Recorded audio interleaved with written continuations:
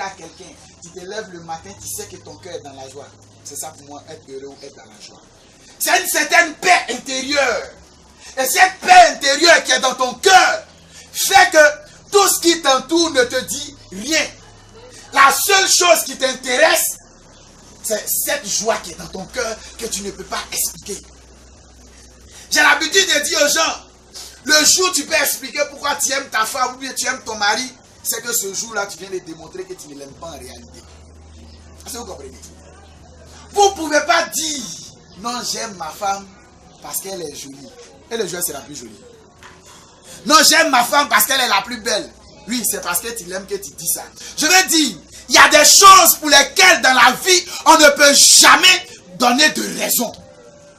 Et il dit à Simon, tu es heureux. Pourquoi? Parce que Simon a compris, ou si vous voulez, Simon a franchi chaque étape qu'il faut pour être un homme heureux dans sa vie. Si tu regardes à tes besoins, tous les jours tu diras que tu n'as rien. Si tu regardes à ce qu'il te faut dans ta vie, tous les jours tu diras que tu as des problèmes. Alors tu serais un homme malheureux.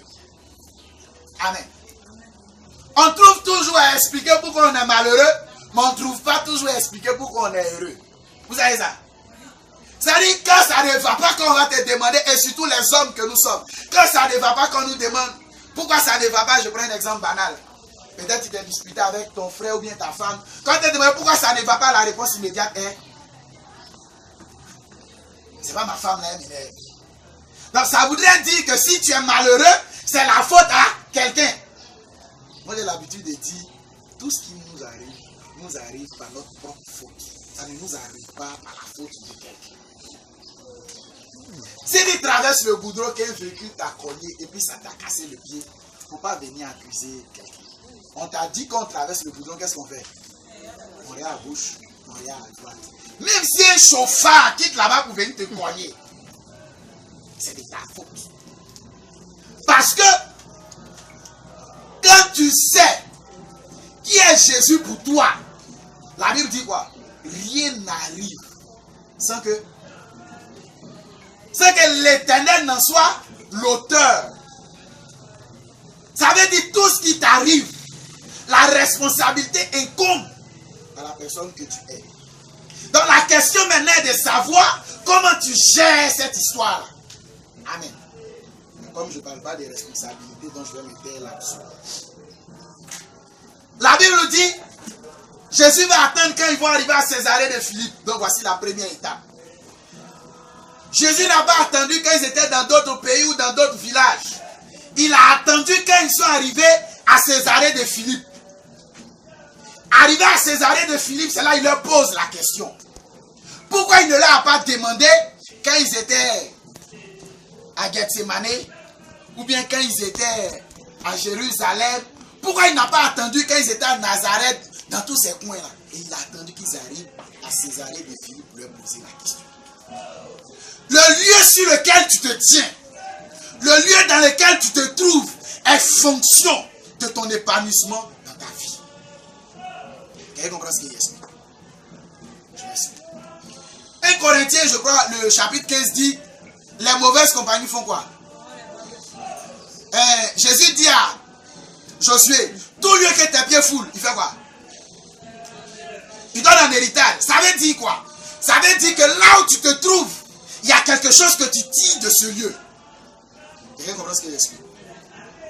Parce que Ophni et Phiné dormaient à leur place.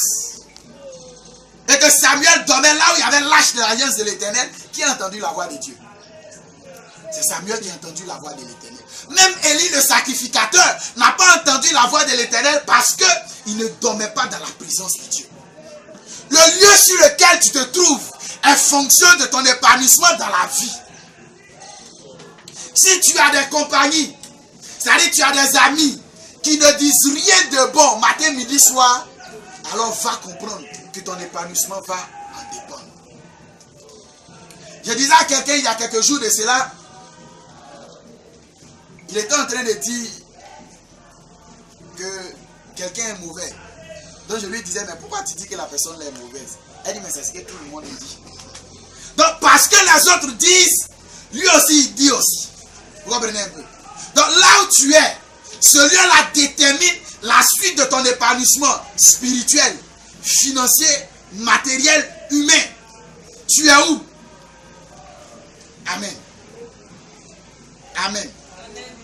Ou bien on se comprend pas? Tu es où? Là où tu es détermine l'issue de ta vie.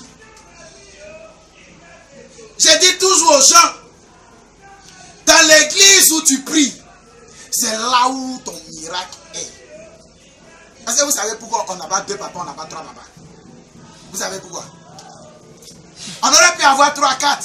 Ça gêne quoi d'avoir 3, 4, 5 papas? Ça gêne rien. On a un, parce que c'est une seule personne qui est censée nous mettre à l'école. C'est une seule personne qui est censée nous mettre au monde. C'est une seule personne qui est censée nous faire réussir. C'est pourquoi la Bible a attaché une malédiction au fait de manquer de respect à ses parents. Mais pourquoi? Parce que là où tu es, c'est là où il y a la base de toute ton histoire. Dans la famille où tu es issu, c'est de là que vient ton épanouissement. Est-ce que vous savez, plus les sorciers vous attaquent, c'est là que vous êtes heureux. Vous savez pas ça? Vous savez pas? Il dit, si vous avez déjà lu bien la Bible, vous verrez que au moment où Jésus allait mourir, la terre est devenue comment? Noire. Le coin est devenu sombre. Le coin est devenu tellement noir. Mais ce noir-là annonçait quoi? Ça annonçait notre miracle. Vous savez ce que ça annonçait? C'est là que Jésus a dit tout est accompli. Quand on a créé la terre, vous savez ce que Jésus a dit chaque fois qu'il finissait de créer quelque chose? Il disait quoi? Il y a un soir, il y a un matin. Il n'a jamais dit il y a un matin, il y a un soir. Il dit il y a un soir, il y a un matin. Changeons, le soir là, c'est les ténèbres, non? Ou bien c'est pas ça? Donc il dit il y a les ténèbres et il y a eu le bonheur. Vous ne comprenez pas? Donc ça veut dire plus les démons t'attaquent, plus les démons te poursuivent, c'est qu'il y a bonheur là où tu es. Ça c'est comme ça. Je vais dire quoi? Il faut que tu changes ton regard et ta mentalité sur ta famille physique et sur ta famille spirituelle. Voici la première étape pour être épanoui dans notre vie de tous les jours. Quel est le regard que tu as sur ta famille? Je le dis et je le répète. Mon père, tout ce qu'on peut dire, mais je suis fier qu'il soit mon père. Je suis fier d'être un cacou. Je suis fier de porter le nom Paquet. La preuve qu'on donne mon nom à quelqu'un d'autre, ça me fait mal. Amen. Donc, si tu n'es pas fier de là où tu viens, tu te laisseras manipuler et influencer par les œuvres de Satan. Non! Dans notre famille là, on adore fétiche. Dans notre famille là, ici on meurt vite. Oui, je suis fier parce qu'on meurt vite. Je suis fier parce qu'on meurt vite. Maintenant, pourquoi je suis fier? Parce que je sais en qui j'ai cru. Donc si les choses sont bizarres là-bas, ça veut dire quoi? Jésus sera plus favorable pour moi que les autres. Vous comprenez pas ce que j'explique? Écoutez, celui qui va plus à l'hôpital,